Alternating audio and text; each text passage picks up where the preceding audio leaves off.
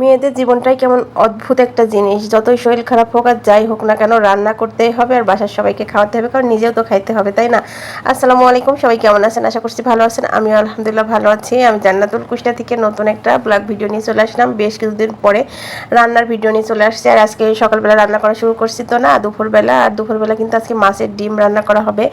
আর যেটা আমি মাছের ডিম যেভাবে রান্না করি সেটাই শেয়ার করবো, কারণ আমি কখনো মাছের ডিম রান্না করি নাই। আমার কেন জানি আমি পারিও না এক কথায়, কারণ আমাদের বাসাতে যখন মার কাছে ছিলাম না, যখন মায়ের কাছে থাকতাম তখন কিন্তু মা এইভাবে রান্না করতো। আর এটা যতই আমি স্পেশাল করে রান্না করি না কেন, কিন্তু আমার মায়ের মতো রান্না একদমই হয় নাই।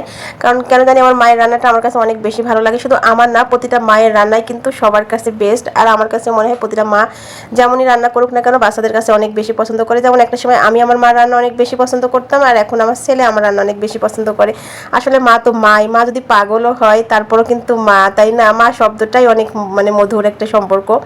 তো যাই হোক, যতই করি, যখন শ্বশুরবাড়িতে থাকি তখন মনে হয় যে না, মার কাছে যাই, সবসময় সময় দিব, মার সাথে গল্প করব। কিন্তু অদ্ভুত একটা জিনিস কি জানেন, যখন মার কাছে যাই তখন কিন্তু সেই এটাই আসে না। মার কাছে যাওয়ার পরে মোবাইলের নেশা, ঘুম, এটা সেটা আসলে কেমন যেন হয়ে যায়। তো যাই হোক, যখন শ্বশুরবাড়িতে চলে আসি তখন কিন্তু মনে হয় যে না, এবার আমি মার কাছে গেলে মাকে সময় দেবো, আর কোথাও যাবো না, কিচ্ছু করবো না।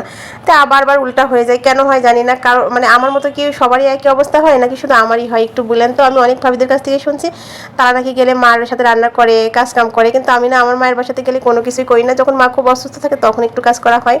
আর তো আমি ডিমের পর্দাগুলো কিন্তু খুব সুন্দর মতো পরিষ্কার করে নিয়েছি, কারণ এর মধ্যে অনেক অনেক পর্দা থাকে, আর এই পর্দাগুলো কিন্তু খাওয়াটা একদমই ঠিক না।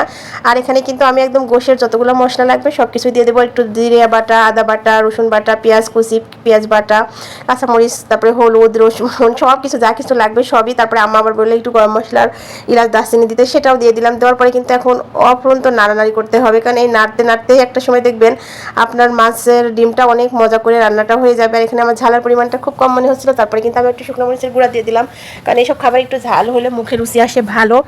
আর আমাদের বাসাতে আমার ছেলের একদমই পছন্দ না, কিন্তু আমার বরের, আমার ননদের অনেক বেশি পছন্দ। ননদ বলতে অনেকে আবার বলবে কে, আমার বরের বোন, ঠিক আছে, ছোট এমন বলছি।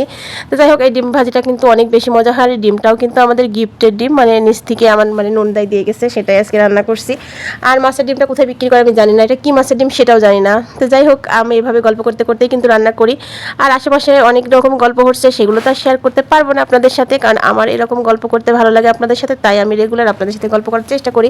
তো যাই হোক, কার কার ডিমে মাছের ডিম পছন্দ বলেন? আমার তো মাছের ডিমের থেকেও ডিম বেশি পছন্দ, যেটা ব্রয়লার মুরগি বা দেশি মুরগি হয় সেটাই।